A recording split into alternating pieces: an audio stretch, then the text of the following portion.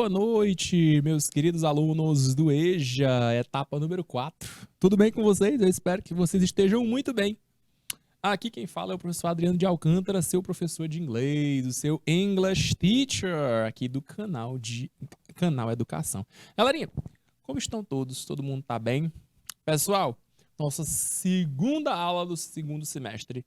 Vamos trabalhar, olha só, com tipos de texto. Vamos fazer aquela introdução bem rápida para a gente continuar falando.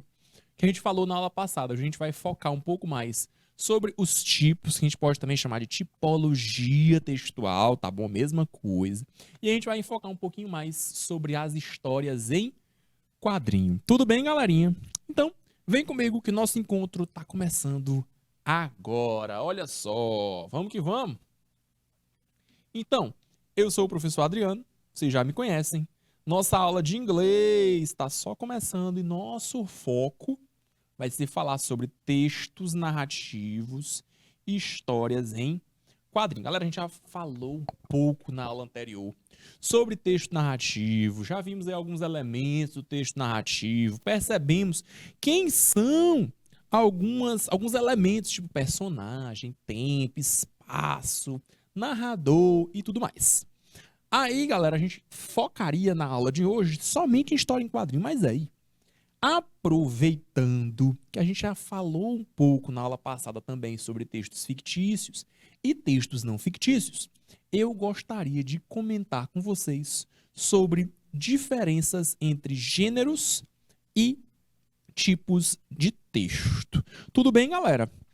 Tipos ou tipologia textual e gêneros textuais. Já começa dessa definição aí que é diferente, são coisas diferentes. Uma coisa é uma coisa e outra coisa é outra coisa. Tudo bem, galera? Vamos que vamos então? Vamos lá. Pessoal, vamos falar então, olha só, inicialmente de tipos de texto. Tudo bem se a gente, ao invés de chamar de tipo, a gente chamar de tipologia? É a mesma coisa, viu, galera? É a mesma coisa. Então não se espante se você, ao invés de encontrar tipo de texto, você encontrar tipologia textual. São a mesma coisinha, tá bom? Então não se preocupe, as duas fazem a mesmo papel. Tipologia textual, tipo de texto. Hoje a gente vai diferenciar essas duas coisas. Tipologia e gênero. Tudo bem, gente? Quando eu falo gênero, provavelmente você está pensando aí em feminino e masculino. Não é este o caso. Gênero vai muito além só do masculino e feminino, tá bom, galera?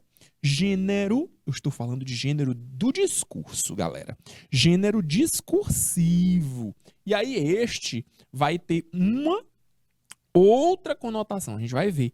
Gêneros são aqueles textos que são categorizados a partir de suas características comuns. Característica em comum que ele tem com outros textos. Se não houver uma característica comum, então certamente esse texto não pertence àquele gênero.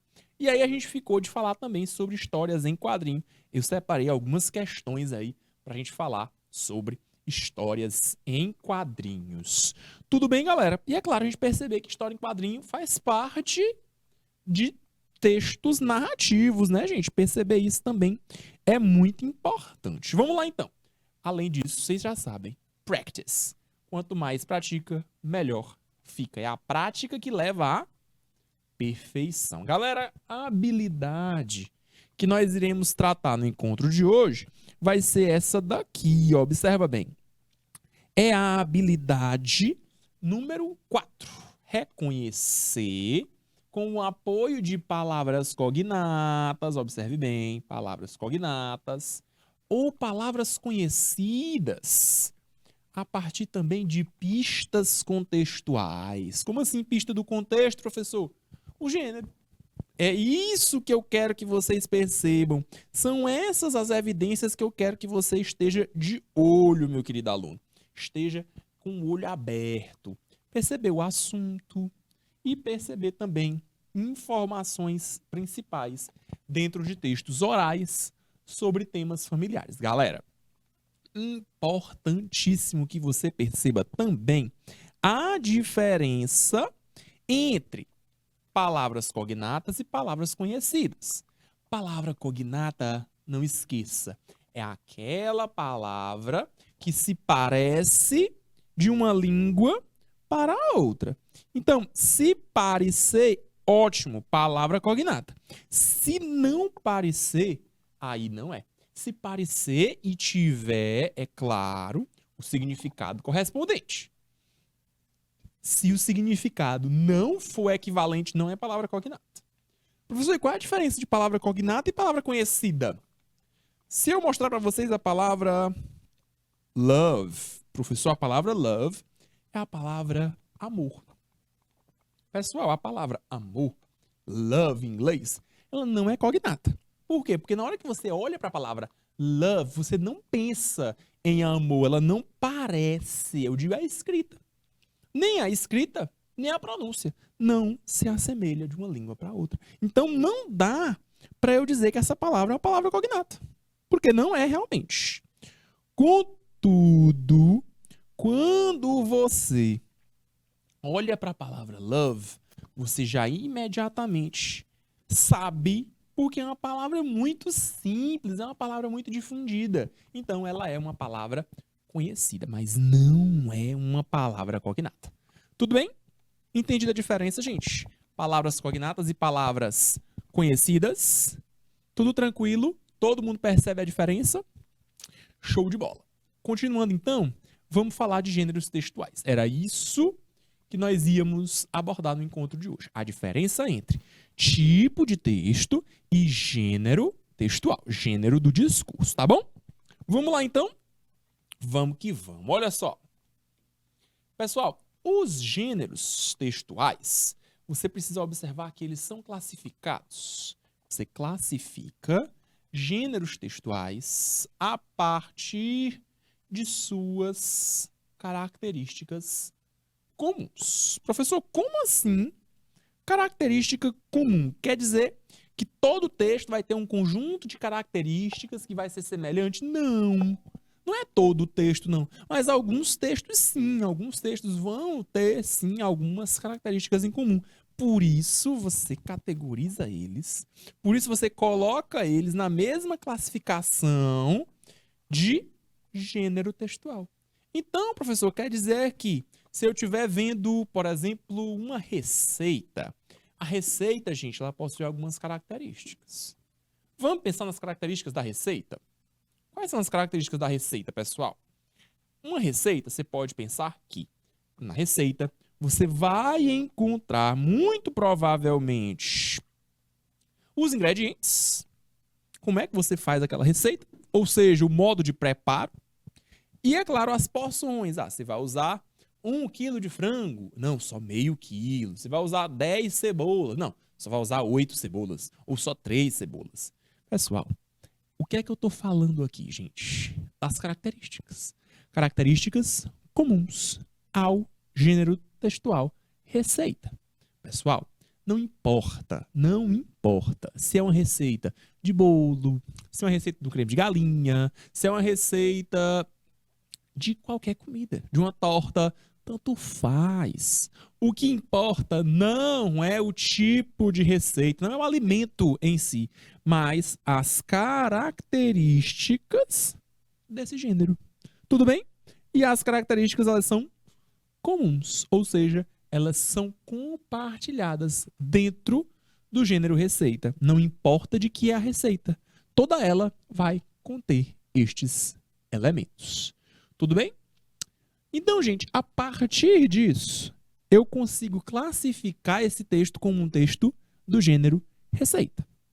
Então é importante perceber, pessoal, inicialmente, para a gente diferenciar tipo de texto, tipologia textual e gênero de texto, gênero textual, é importantíssimo que você perceba, olha só, que existem muitos gêneros textuais.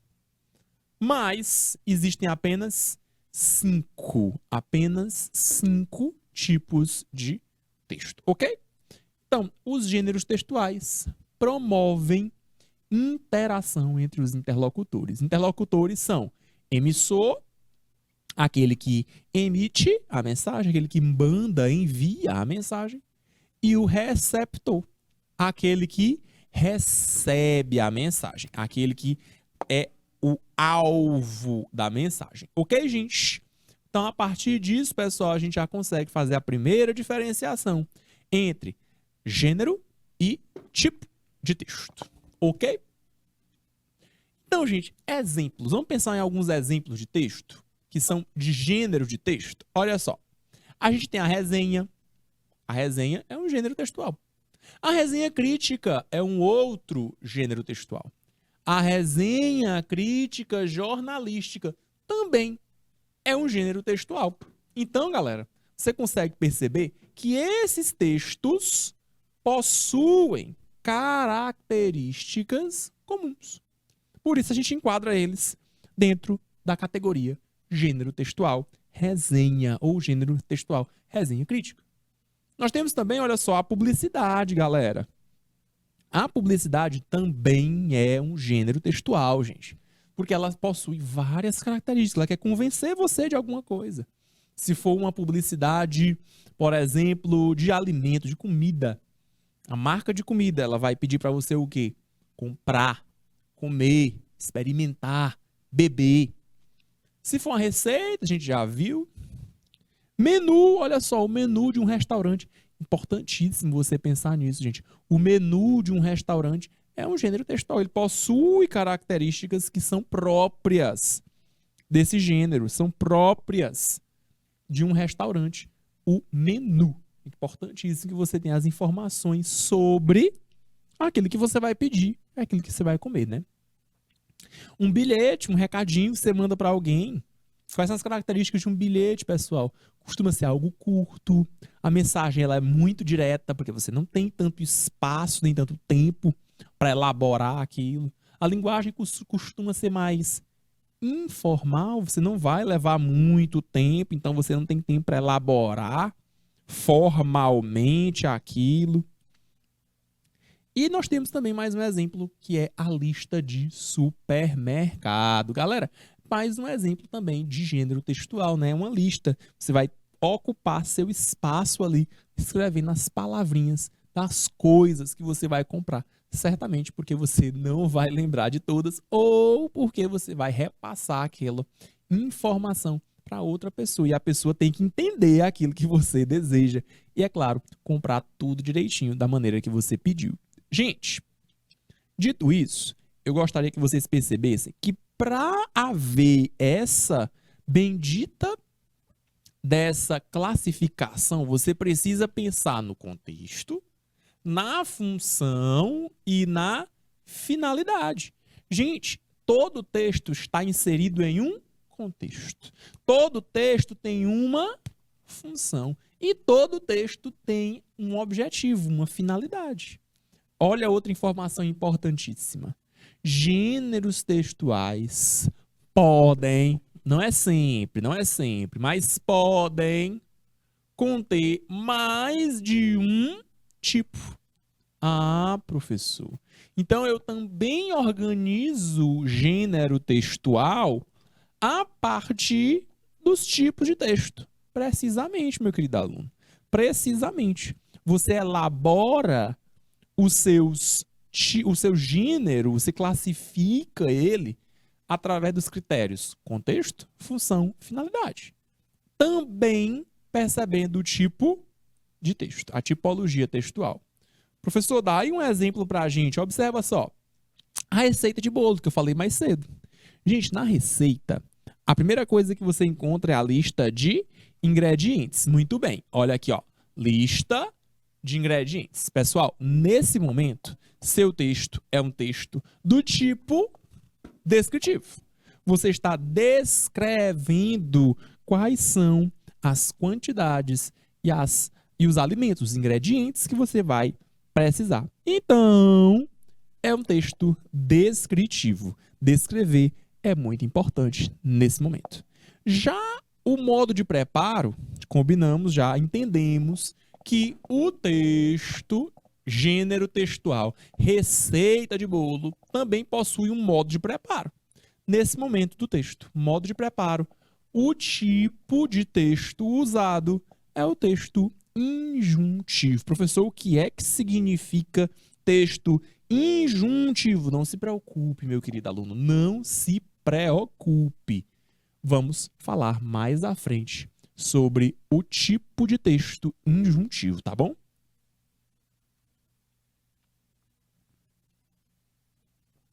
Só fazendo aqui uma pequena palhinha, você já sabe. Texto no modo de preparo é o texto instrucional, é aquele texto orientador. É o texto que vai te ajudar na hora de fazer alguma coisa, de montar alguma coisa, montar o prato, por exemplo, produzir o alimento. Primeiro você tem uma ordem a ser seguida. Primeiro você corta o frango, depois você coloca na panela, tempera, por aí vai. Então, esse passo a passo do modo de preparo é parte do texto injuntivo. Tudo bem, galerinha? Faz parte do texto injuntivo, do tipo de texto injuntivo. É essa a finalidade, é para isso que serve o texto injuntivo. Para mostrar para você, leitor, as orientações, o que você deve fazer. Belezinha, gente? Se preocupe não, a gente vai ver cada um desses pontos, desses tipos de texto detalhadamente, tá? Se preocupe não. Vamos que vamos então, olha só. Cada texto possui, olha só, um errinho aqui de digitação, desculpe, possui uma linguagem e uma estrutura próprios. Então, gente, interessante isso que você observe se a linguagem é um texto mais formal, é um texto mais informal. Esse texto é direcionado a pessoas que tenham que idade, é um texto infantil, é um texto de romance adolescente, é um texto para adultos, é um texto que tem conteúdo explícito, por aí vai. E você percebe também a estrutura, como a gente mencionou mais cedo, sobre a receita de bolo, tá bom? Então, é interessante que você perceba aí essa linguagem utilizada e a estrutura que também é utilizada. E aí, pessoal, existem inúmeros gêneros textuais dentro, olha só, se encaixando nas categorias que a gente chama de tipológicas, ou seja, tipo de texto. Em outras palavras, gêneros textuais são estruturas peculiares que surgem dos tipos de texto. Quais são os tipos de texto, então, professor? Os tipos de texto são esses 5 que aqui constam. Nós temos o texto narrativo, nós temos o texto descritivo, nós temos o texto dissertativo, argumentativo, temos o texto expositivo e temos o texto injuntivo. Esses são os 5 tipos de texto. Tá bom, galera? Então, 5 categorias tipológicas de texto. Quais são elas? Quais são os 5 tipos possíveis de texto? Aí estão esses 5. E não se preocupe, nosso encontro de hoje será devotado, entre outras coisas, para abordar estes 5 com muito cuidado, tá bom? Então vamos lá? Vamos trabalhar com esses 5? Olha só, um de cada vez. Vamos falar agora então, observa bem, de tipos de gêneros textuais. Estou falando agora de tipologia. Número 1, olha só, qual é o nosso primeiro tipo de texto? É o que a gente viu na aula passada, né, gente? Vamos aprofundar um pouco mais? Falamos no nosso encontro passado sobre textos narrativos. Gente, o texto narrativo, galerinha, é aquele texto que vai contar histórias, vai narrar sobre alguma coisa, vai narrar sobre um evento, vai narrar sobre um acontecimento, vai contar para você uma história, de alguma maneira. E você precisa estar bem atento ao que o texto vai te falar. E aí, pessoal, é importante que a gente perceba quais são os elementos que a gente encontra em cada texto desse modelo, desse tipo de texto narrativo. Observa bem quais são os elementos. Olha só, nós temos como elementos, primeiro deles, os personagens, nós temos o tempo e o espaço. Mas vamos por partes. Talvez, quando eu falei para vocês sobre narração, talvez a primeira coisa que passou na cabecinha de vocês foi pensar sobre a narração de alguma coisa. Por exemplo, a narração de um jogo. O jogo de futebol, ele é narrado, pessoal. Vocês concordam comigo? Jogo de futebol, há uma narração. E aí, pessoal, a partir dessa narração, você consegue perceber esses elementos, não consegue? Pensa aí um pouquinho se você tem ou não esses elementos. Ah, professor, se eu estou assistindo o jogo do Brasil, certamente esses elementos estão aí, olha só. Quais são os personagens? Vamos pensar um pouco? Primeiramente, a gente tem o próprio narrador também, né, gente? O narrador aí, no caso, é aquele que conta a história, né? Aquele que está contando ali. E ele, estando contando a história, ele pode participar da história, sendo narrador personagem, ou não, ele pode simplesmente ser um narrador observador, tá lá só olhando a história de longe e tal. Ou ainda um narrador onisciente que conhece tudo, sabe de tudo. Pessoal, quando a gente pensa em personagens, você deve pensar em personagens principal e você também pode pensar nos personagens secundários. Professor, quais são os personagens que são entendidos como personagens secundários? Vamos pensar um pouquinho? Quais são os personagens secundários na história, gente? O personagem principal lá na narração do jogo é fácil a gente perceber, né? O personagem principal na narração do jogo é aquele personagem que está jogando. São os jogadores de futebol. Mas a gente pode perceber também alguns outros personagens que não são principais, que a gente chama de protagonistas. Os que não são principais são chamados de adjuvantes ou coadjuvantes. Galera, o personagem que é adjuvante no jogo de futebol, quem é ele? Ah, professor, pode ser o juiz. Que tal o juiz, gente? O juiz pode ser um personagem adjuvante ou coadjuvante. Ele tá ali para ajudar e tal, mas ele não é personagem principal. Os reservas também não são personagens principais. Eles estão ali preparados para jogar e tal, mas não são personagens principais. Da mesma forma, o treinador, ele também é um personagem adjuvante, ele coadjuvante, ele tá lá só para dar uma ajuda, fazer um ajuste aqui, um ajuste ali. O técnico, né, pessoal, para observar o que pode melhorar e o que não pode, não precisa melhorar. A gente tem também, quando a gente pensa em personagens, em uma narrativa, a gente pode pensar também nos figurantes, galera. Quem são os figurantes? Vamos pensar um pouquinho. Na narração de um jogo, os figurantes, é claro que são os torcedores, né? Gente, quem tá lá ao redor do campo, tá ali assistindo e tal, está torcendo para aquilo dar certo. Gente, quando você pensa dessa maneira, você percebe, olha só, que eles estão ali só para povoar aquela história, para trazer pessoas para aquele lugar. É interessante que você pense nisso. Que toda história, seja ela fictícia ou não, a gente viu sobre isso na semana passada, hein? Histórias fictícias, aquelas que contam a história que não tem compromisso com a verdade. História não fictícia é aquela que, pelo contrário, precisa estar apoiada na verdade. E aí, gente, é interessante que você perceba que essa história que está sendo contada na narrativa, ela tem compromisso com a verdade, né, galera? Ela é verdadeira sim, porque o narrador não pode pregar peças no seu ouvinte. Às vezes ele está ouvindo o rádio. E aí ele não está vendo. Ele precisa contar a história fidedigna. Ele precisa contar a história de maneira realista, de maneira real. Tá ok? Mas voltando ao que a gente estava falando antes, os torcedores que estão lá, eles são figurantes, gente. Eles estão lá para povoar a história. Para não dizer que aconteceu sem ninguém. Não. Tinham pessoas ali, estava povoado. Tá ok?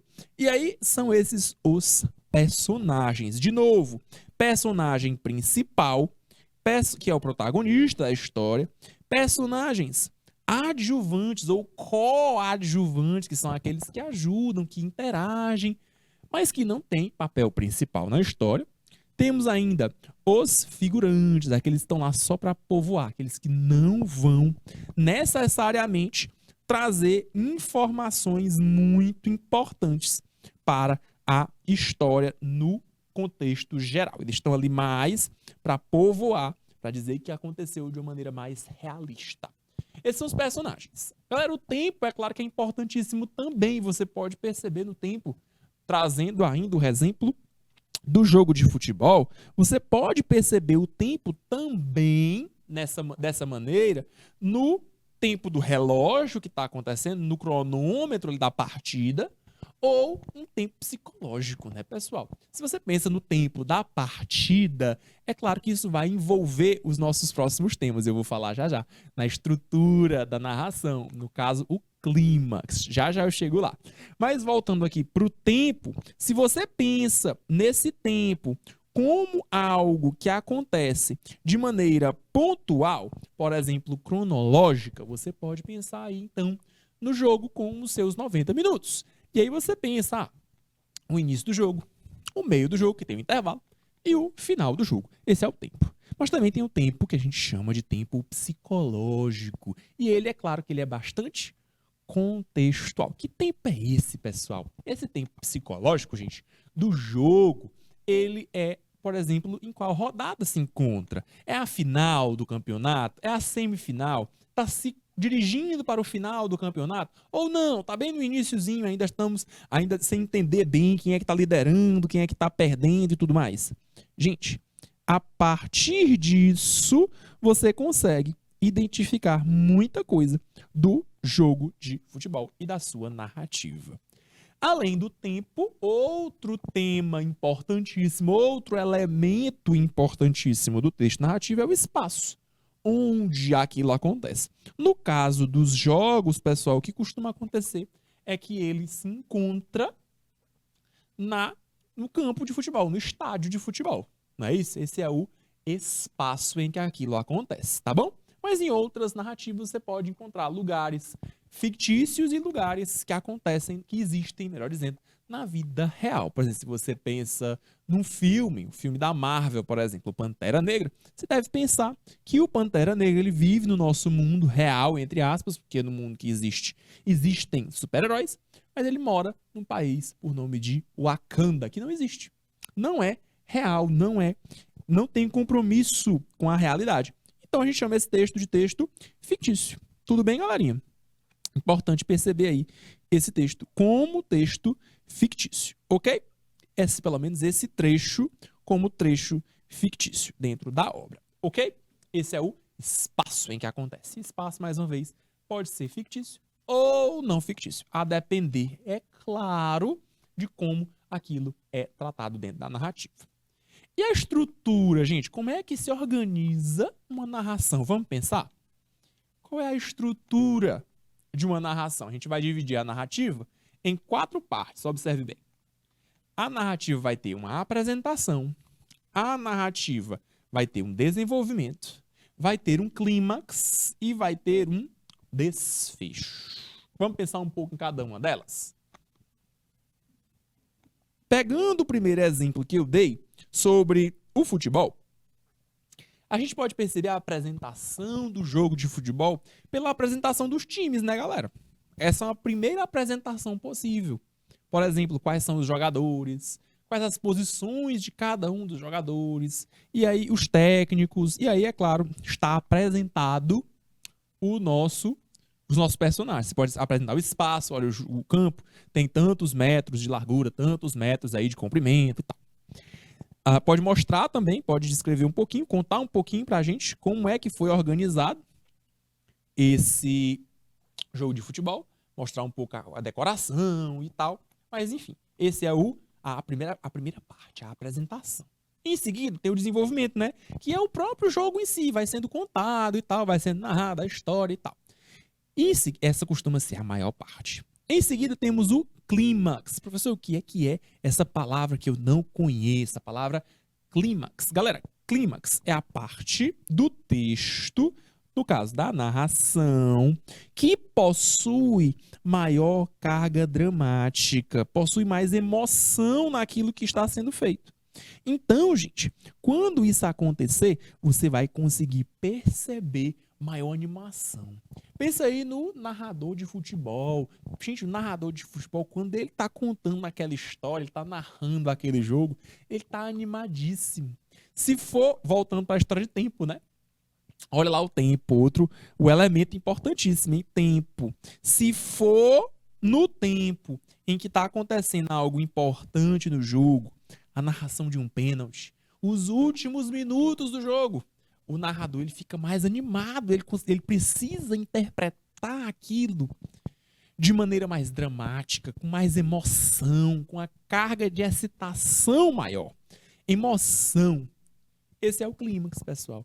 Essa é a parte mais importante da história, a parte em que as emoções afloram. É a parte do texto em que nós encontramos mais e mais e mais emoção, tá bom? Esse é o que a gente chama de clímax. E aí a gente tem o desfecho, né, galera? O desfecho é a finalização. É a conclusão do texto narrativo, é o final do texto narrativo. É como ele se encerra, tá bom? E aí, gente, na narrativa a gente pode ter várias possibilidades.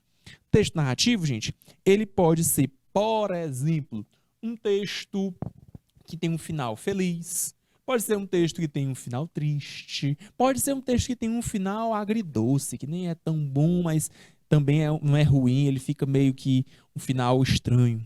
Pode ser um final também que seja um final aberto, que as pessoas que estão lendo ou estão assistindo ao filme, por exemplo, acompanhando a história de maneira geral, vão ficar se perguntando, então podem haver possibilidades. Pode acontecer isso, isso ou aquilo. E ainda podemos ter finais trágicos, né, pessoal? Onde acontece aí um desastre ou um acidente, algo do tipo. Pessoal, essas são as partes de uma narrativa. Vamos pensar num exemplo, então? Aqui tem alguns exemplos, observa bem, ó. Nós temos o romance como exemplo de texto narrativo. A novela é mais um exemplo de texto narrativo. A crônica, outro exemplo de texto narrativo. Contos de fada, outro exemplo de texto narrativo. A fábula também é exemplo de texto narrativo. As lendas, as histórias que são contadas a partir do folclore também são exemplo de texto narrativo. Vamos pensar nos 4 elementos aí do texto narrativo, pessoal, a partir dos quais a gente pode identificar dentro de um gênero. Vamos ver aí, então, um exemplo de gênero. Vamos pegar o exemplo, deixa eu ver, dos contos de fada. Vamos pegar aí, por exemplo, a história dos 3 porquinhos. Professor, a história dos 3 porquinhos. São contos de fada, perfeito. Tem aí um lado fantástico da história. É claro que porquinhos não falam, porquinhos não pensam, não têm atitudes humanas. E isso também é bem característico aí da fábula, né, pessoal? E a fábula possui no seu final, além do direcionamento para crianças, por isso mesmo, há uma moral da história, né? Mas voltando aqui para a história dos 3 porquinhos. Todo mundo conhece a história dos Three Little Pigs, né? Todo mundo conhece a história dos 3 porquinhos. Ou algum de vocês não conhece? Tenho certeza que vocês conhecem, né, meus queridos alunos? Tenho certeza que vocês conhecem a história dos 3 porquinhos. Então, gente, a partir da história dos 3 porquinhos, vamos identificar quais são cada um desses elementos. Primeiramente, os elementos que a gente já falou a respeito. Tempo, personagens e espaço. Gente, muito fácil de perceber quais são os personagens, né? Quais são os personagens da história dos 3 porquinhos, galera? Nós temos cada um dos porquinhos. Nós temos também o lobo mau. Só são esses 4. Além disso, qual é o tempo em que se passa a história? Gente, essa história é uma história infantil. O tempo ele não é relevante. Não precisamos saber qual é a organização de tempo que a gente tem aí. A gente pode entender, a gente pode inferir que eles tiveram um bom tempo, são irmãos. Então, o tempo, olha só, eles utilizaram esse tempo para construir uma casa para cada um deles e por aí vai. E o espaço, a gente tem 3 espaços diferentes, cada um com sua casa. Uma casa de palha, uma casa de madeira e uma casa de tijolos. Vamos para a estrutura, então? Apresentação. Galera, qual é a apresentação? Os personagens. São 3 porquinhos. Os 3 porquinhos 2 deles são preguiçosos e um deles é trabalhador, cada um tem suas características. E tem um vilão, olha só, os 3 porquinhos são os protagonistas. E temos um vilão. Quem é o vilão? O lobo mau, o Big Bad Wolf. Beleza. Além disso, o que mais que a gente pode perceber, galerinha? A gente pode perceber também um desenvolvimento. E um desenvolvimento cômico, porque a história é uma história para crianças, é um conto infantil. Então, olha só, o desenvolvimento é um desenvolvimento repetitivo, que o lobo assopra uma das casas e derruba, vai atrás do porquinho, sopra a segunda, derruba, vai atrás do segundo porquinho, até chegar na terceira casa. Quando ele chega na terceira casa, nós temos o clímax, galera. Exatamente. Nós temos a parte mais emocionante.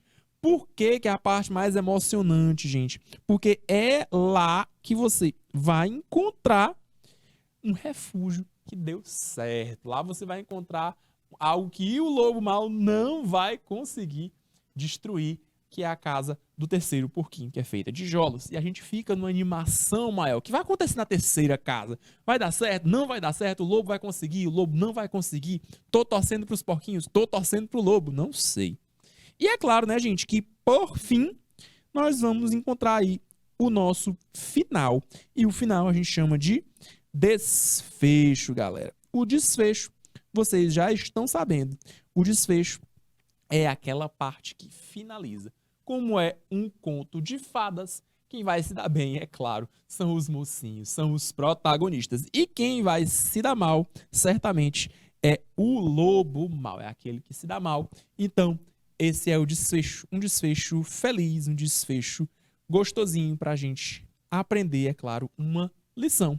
Como todo texto que tem esse caráter de fábula, esse texto não é diferente. O desfecho dele vai finalizar bem com uma moral da história.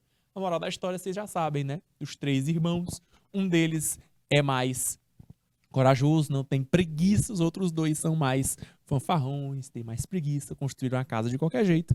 E aí, aquele que tem menos preguiça, aquele que se sobressai em relação aos outros, termina salvando os outros. A mensagem, então, vocês já sabem, né?